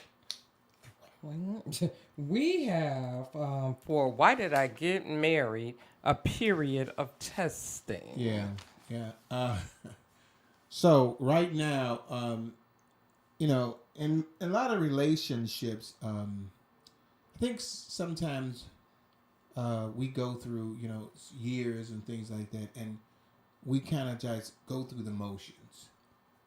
We try to make it past the 7-year itch. We work on our relationships, but I don't really think we take the time to do evaluations of our relationships. And I think that what happens a lot of times is that we get too comfortable. We talked about that last week. Too comfortable in our relationship, and we're not at a point where we're discussing or talking about things. And so a period of testing is almost like going through a yearly review, what you do at your job. And you want to see how functional is your relationship. Think about a car. You've got to take, eventually take it in for an oil change, or you check this, and you have to check the, windshield wiper solution, make sure there's no leaks anywhere. Do you need a transmission, change? Are the brakes okay? Are the shocks all right on the car? How many miles? I mean, you're checking on a lot of things to make sure. And they tell you that if you do a yearly maintenance of your car and you keep the car maintained and serviced, it can extend the life of the car. But what are we doing to extend the life of our marriage? Are we going through a testing phase that where we're actually looking at the marriage on a yearly basis and seeing the strength and the weakness of that relationship, and what we need to do to make the weakness stronger and continue to make the strength of relationships stronger, or keep the same strength that is able to make us go forward? And so it made me think about that, and I grabbed these things on here.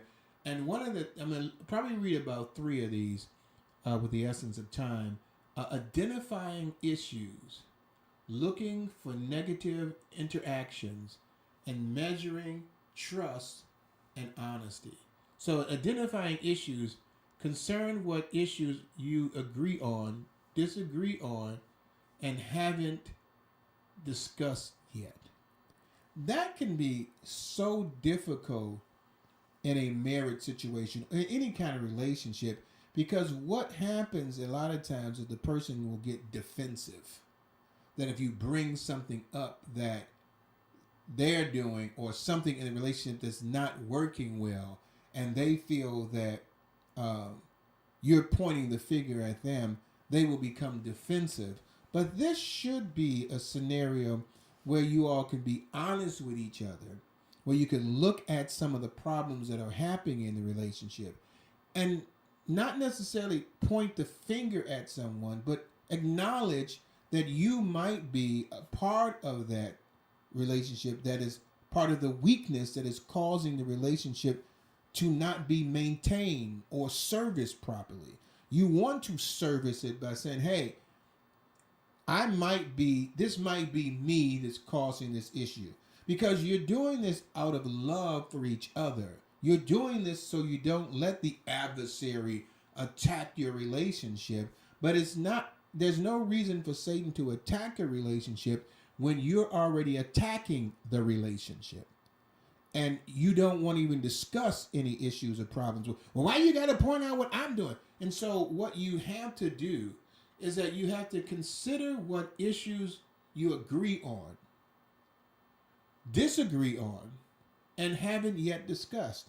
Because there are underlining things that can happen in a relationship that a lot of times what a couple will do out of fear of causing an issue, they won't talk about an issue. And so it will linger for a long time, and then all of a sudden, some big argument talking about, you remember 2 years ago when you such. Now you bring it up, but you allowed it to linger longer. So sometimes doing a checkup, a service call to find out how your relationship is running, how is it moving, it is the engine of our relationship strong? Can it get up those heels of conflict and issues? Can we handle that?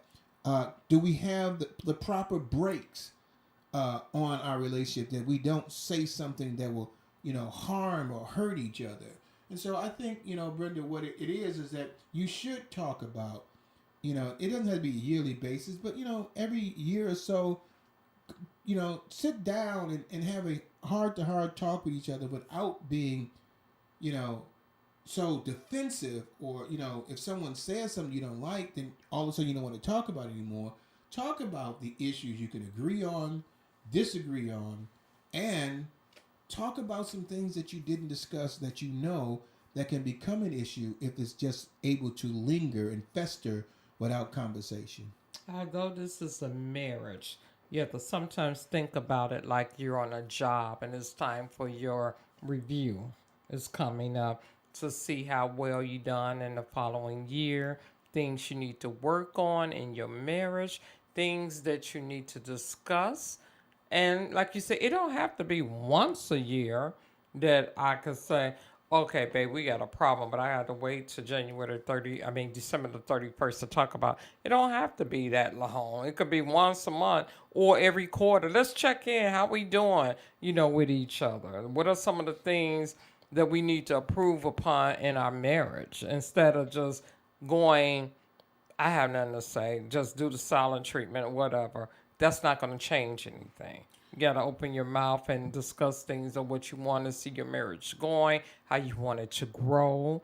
Check in periodically. It's not saying that, no, this is something you need to do. Because if you don't, you would never know, with lack of communication, what's going on in your marriage, how the other person is feeling. Yeah, and the thing about it is that you want to do this together, work on a specific date or time that you will talk about this. But don't be upset if one individual initiates this and you feel, upset or bothered by the scenario. You want to be able to say, hey, because, the God said in there, if you love me, keep my commandments. That was one. If you love me, keep my commandments. If you love the individual you're with, you want to keep the relationship solid. And that means that sometimes you've got to look at some issues. The Bible also says, though you are red as crimson, I'll make you white as snow. You have to look at some of the things in your relationship that are negatives that you need to wash out to make them white as snow. And that might be looking at, as Michael Jackson says, the poet, Michael, the man in the mirror, yourself. You may have to look at yourself and have a realistic understanding that, hey, that is me. I am the one. I do need to work on that. I do love them. I know they love me. Let me work on it. And that goes to the second thing. It says looking for negative interactions. Consider if you or your partner are being critical, defensive, or what does that say? Contemptuous. I'm sorry. So you want to. We talked about that. Look for a negative interaction. Consider if your partner is being critical, defensive. You don't want to approach this as being critical. To say something like, "Well, you're the problem is why we can't do this," because that's going to promote a defensive reaction. And if it doesn't, you don't want a defeative reaction. You don't want the person to feel guilt. You want to approach them as, hey, this is an issue that is on your end, but we can work together to make sure that you're strengthened by this conversation. What can we do together? For example, it might be that my weakness is I'm spending too much money. And Brenda said, Rick, I know we're doing okay and stuff like that, but you're spending too much money on chocolate. You're buying way too much, or you're spending too much money on fixing up your car. You're spending way too much money on that, and it's taken away from the house. I know you love the car, but financially, it's going to cause a problem in the long run. What can we do to financially manage this situation where you tailor down some of the money you're spending for the car, and so it can be reallocated to some things that we need? Now, that is a better approach than saying, you should be spending all that money on that dumb, stupid car. It's just the same as that's going to make a person get defensive. Now, even with my honest approach, my nice approach, that person can still get defensive. But what they're saying is look for negative interaction. Look for things that you believe that can cause an issue and try to avoid them in your conversation. You want to be able to be proactive and encouraging in, displaying some of the things that are causing issues instead of being, agitative or, pointing the finger at someone and saying, it's you. And you have to try to work on that. That is something now the person has to be willing to receive that and not get upset. And you would like for the person to receive it even if it did come critical. You shouldn't do that, but don't get defensive with it. And so you try to look for things as yourself. Now, if Brenda brought that to me about, saying you need to stop spending money on the car, we need to allocate it, I could, instead of me thinking she was being critical and then I get defensive, I could say that, hey, that might be, I can see how you can say that. Or if Brenda comes as, I want to show you financially what's happening. You're spending this much money on this car and it's taken away from that. Now we could use that for this. So be proactive when you say something so that person won't be defensive. Have some reasons, some facts behind it. Again, you can do all that and the person will still be defensive, still attack, still bring up old things. They will do that all the time, but it doesn't change your directive because you are doing, it's a test on the relationship about how far we can go forward, even through the trials and tribulations of someone being defensive and negative. So you want to be able to do that. Something you want to say about that? Some great key points there. of what we're going through, a period of testing, you do need to know what buttons are going to be triggered when you're bringing something to your significant other, that you know if the person is a reactor. And it's like if you come to them a certain way, they're going to react because it wasn't in the tone that they thought it should be. Like you said, is if it's in the acc- if you're accusing them or doing something, of course, that's only, they're going to react in a negative way. So you have to know your spouse, know which way to present something to them, both ways. Like, okay, I know Rick going to get mad at me if I come to him this way, or because Rick is a person who thrives off of solutions and not problems. If you coming to me, like your example was great, if you coming to me and saying, you spending too much money on a car, and you demeaning my character, making me feel bad of what I'm doing and not telling me or showing me receipts of, hey babe, we could just allocate that money over here. We could be a little ahead over in this situation. So you have to have a game plan, and no matter what the situation it is that you need to talk to that person. When you identify the issues, always come to the person out of love, not out of number 47, a dictatorship, not out of that for they feel like, oh God, here we go again. You don't want that in a marriage. You just want to be able to, like I said, go through your review with each other, the highs and the lows. And when you finish with it, be able to walk away and feel good, not like, okay, this was a wasted conversation. So we got a few minutes left on here, but I want to say this. Yes, know the trigger points of the individual, but you as the individual, you know your trigger points too. And so because it's been hit, if you're testing your marriage, you're trying to work on it, it doesn't give you the right to be defensive. You should now know that that's your trigger point, that he hit that, but yet you're going to go like the Obamas. When they go low, we go high. You've got to go higher than that and say, yeah, he did say something I didn't like. However, I'm not going to allow that to get into an argument, because I know what we're trying to do is work on our relationship to make sure we're doing service on it, to see. I can see that I need to service myself on my trigger points. So you have to take some accountability as well. Measuring trust and honesty. Consider if you feel comfortable sharing your phone with your partner. That was a little bit interesting to me, but but I think what basically it's saying is that do you have a level of trust? Mm-hmm. Now, Brenda knows my password to my phone. I know the password to her phone. We don't have a problem with sharing phones with each other. Right. But in today's age of technology, sharing the phone is just like sharing your phone book when used to be, like that, or your beeper number. I mean, or go get further, before they used to have, phones and stuff like that.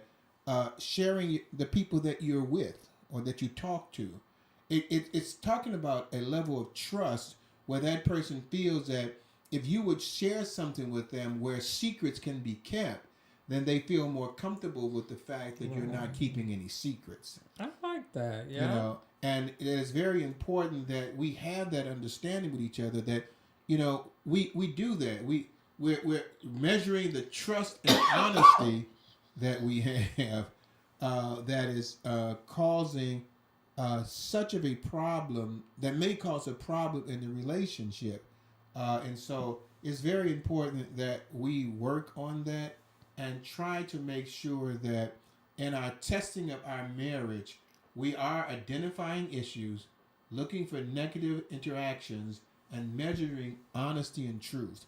Because if you take some time, even yearly or however you want to do it, and say, hey, let's talk about where we are in the marriage. Let's see what we can do. Now, if your kids see that, I'm like, wow, they really care about their marriage, because they're checking to see if there's anything that can cause any issues, so they can move that out of the way, so they can have a better relationship. Then that teaches the daughter, that teaches your son how they should, how they should walk into relationship, and that when your daughter goes to a man, she's going to be wanting the same thing. That level of respect, that trust, that yearly accountability is saying, hey, where are we? Where do we want to go? And if we do that in our marriages, then it solidifies it, and also make sure that you remember that in that marriage, make sure that one of the things that you're testing is your relationship with God. How strong is your relationship with God in your marriage? Because that's the key. That is going to be the key to make sure that everything else comes. Trickle down dynamics, this is a spiritual down dynamics. You got to have God first. And so that should be the key. The number one thing, starting from that. And then you can do the identifying crisis, looking for negative interactions, and measuring trust and honesty. So hope you enjoyed that. We're going to go on to some of the things you got for Brenda. So let me let Brenda talk through her coughing and see if she can get through this. I did not cough. Not now. Not We got to figure out what that is. I mean, it's always in this room. Maybe we need to do it in another room or something. Because, like, she don't be coughing when she on the phone. I be hearing I do. She didn't really cough that much when talking to Steven either. But what we got to test that out. We got to test that. I'm going to look at these things. Okay, let's go to Let's Play. Hit it, babe. For those of you who do not know. For those of you who do not know, Brenda and I also we're theater critics. We've been doing about 10, 11 years now under the name of Let's Play Theatrical Review. You can go to Let's Play Theatrical Review, Let's Play Theatrical Review.com to look at our reviews. And here are some of the plays that we reviewed last week. Okay, this first one up with the last one going backwards. We gave it 2.5 stars. It's a writer's theater. It's called Frida, a self-portrait. Frida is a Mexican artist, a revolutionary person. The young lady by the name of Vanessa Severo played her. It's a one-woman show.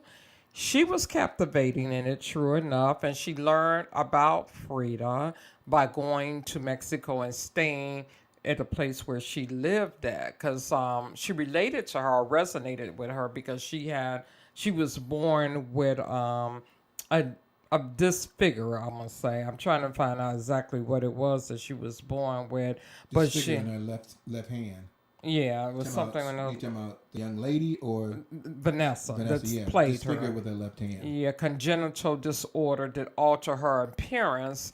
And Frida, most people who know who she is, had health issues and challenges as well. The young lady did well. She toured all around the world with this play, but it was something a little missing that didn't quite connect. But we did give it 2.5 stars. Yeah, she was somewhat captivating, but I think that some of the things about Frida, she was looking more into her life and her love and things of that nature, and not necessarily with her political stance and her pictures. And I don't know if they couldn't show any pictures, but you never saw any pictures.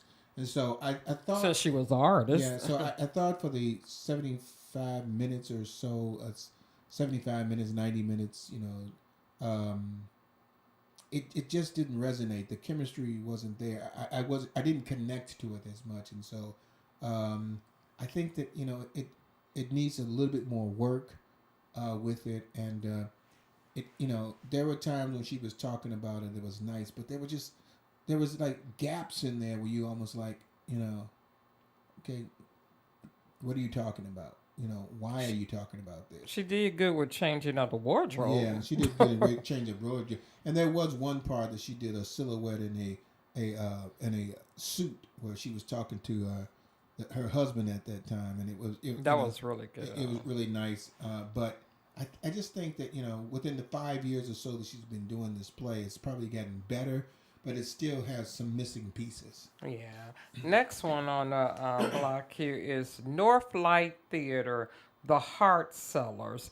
Oh, going back to Frida, that would be playing their Writers Theater until February the 23rd. So if you Where is that at? Right, it's in Glencoe. Get out that way, check it out if you would like a one woman play. The next one again is at Northlight Theater. We gave it 3.5 stars.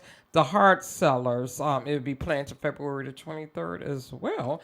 And that one was pretty good. It is Loy Sue's play. The Heart Sellers is a heartwarming and funny portrayal of the immigrant experience of Luna and Jane, two relatable characters who move to the United States and are forced into an isolated situation where they have to adopt culturally.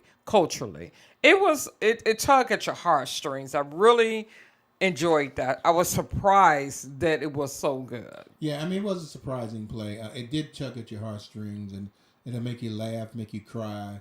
And I thought that the immigrant story that they was talking about and the trials and tribulations that they had from coming from Philippines and had to deal with a dictator there, and coming from where was she at? I forgot where she in China. Korea, I think. Yeah, and going through dictatorships there, and then at the time that they talked about what happened here in the United States, and I think in 1974 with Nixon going through the Watergate situation. They bonded with each other because their husbands were doctors and they was on visas coming here, and the husbands had to work so much, and they were alone in a new country where people didn't like them, didn't respect them, wouldn't talk to them, and they came together with each other and bonded a friendship over that situation and how they really wanted to fit into the United States, just that the people was just not receiving them as just people because they were not born in the United States. So it was a touching story. I think some people might not like it as much because it hits at the foundation of racism.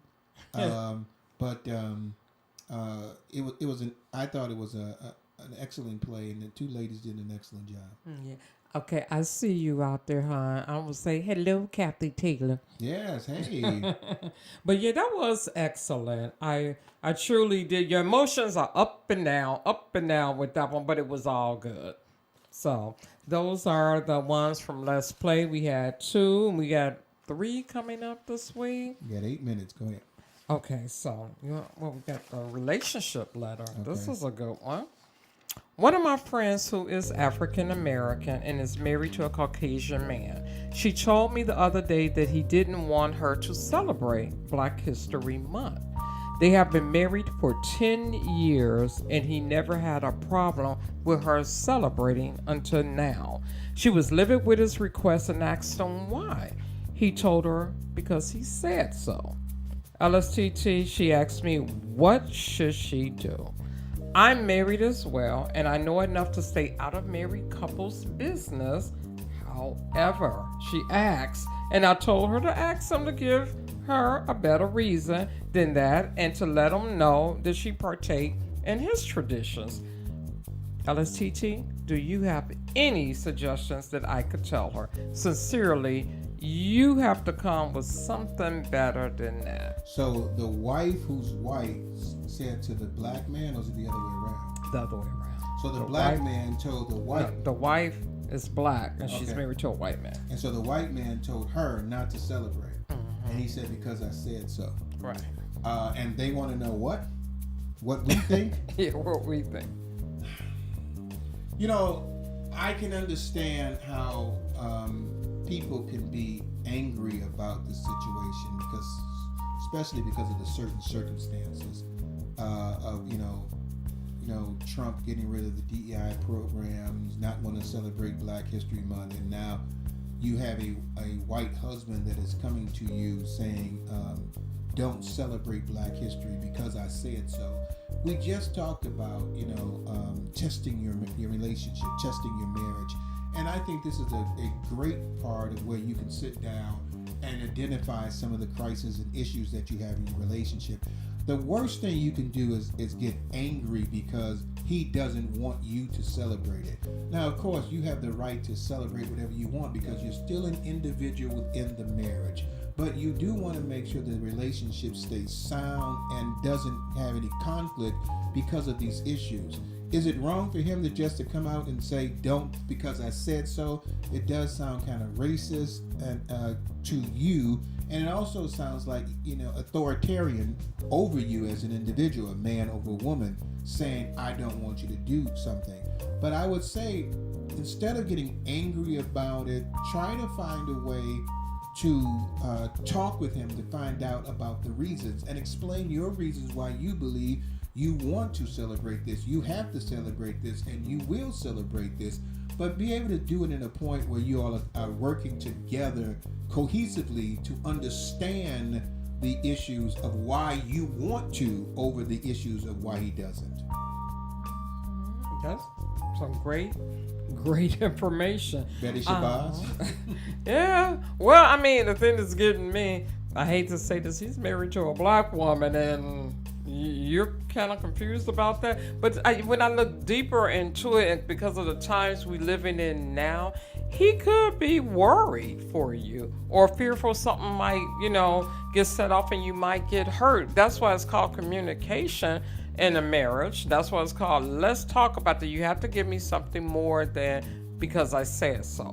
Let me know you never had a problem about it. You copping out. That ain't your answer. You using my stuff now. No, that ain't your answer. Listen, sincerely, you have to come with something better. But I'm like, I know you couldn't tell me that. Say that you want me to be mean? Okay. You can't come to me with that because it's like you never had a problem with it. Never. But now all of a sudden you don't want me celebrating something that you know is dear to my heart and you're not giving me a reason not to celebrate it, then we're going to have a problem. So look, ladies, as I say, put on your big girl panties.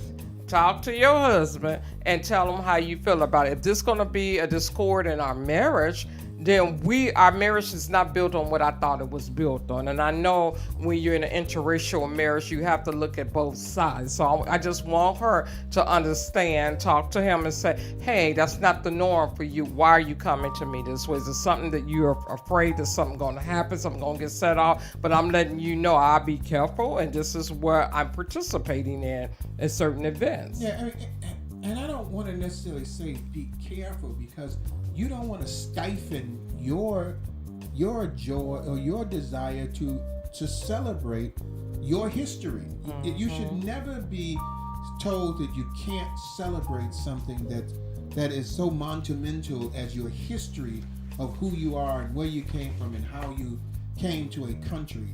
But you should never stop anybody from celebrating anything. I mean, if you want to celebrate it, it's not, to me, this is not an issue that should be causing a marital conflict or relationship conflict.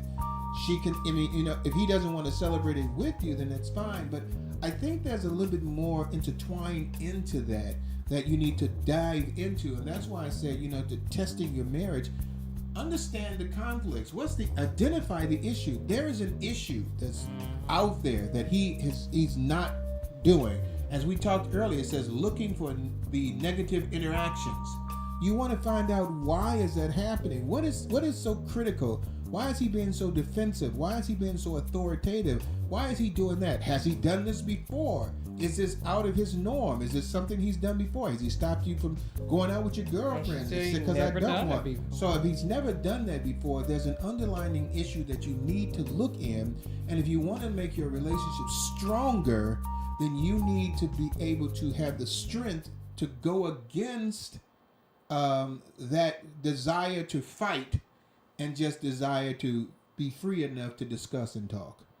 Okay, well, thank you. You have to come with something better than that. That was a great letter. Thank you. You got 30 seconds. Something about Ife Designs real quick. Ife Designs. The window has been closed for the Valentine's cards and everything. But, of course, any other thing you want us to do, Ife Designs is here for you. You can connect with me on social media. If you're on Facebook, message me. If you have my number, call me or text me. All right. And so, also, she's got something going with Club 50. Hey, we hope everything you enjoyed our conversation today with each other. And we look forward to being with you next week at 7 p.m. See you later. Bye-bye. All right, Facebook, YouTube.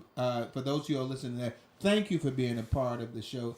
Give a great shout out to my girl, Kathy Taylor. Love her, love her, love her. That's one of my special people that I love. And also to all of you. I love you too. I love you, I love you, I love you, and I love you. So thank you very much for being on the show. And we'll see you next Tuesday at 7 p.m. See you then. Bye-bye.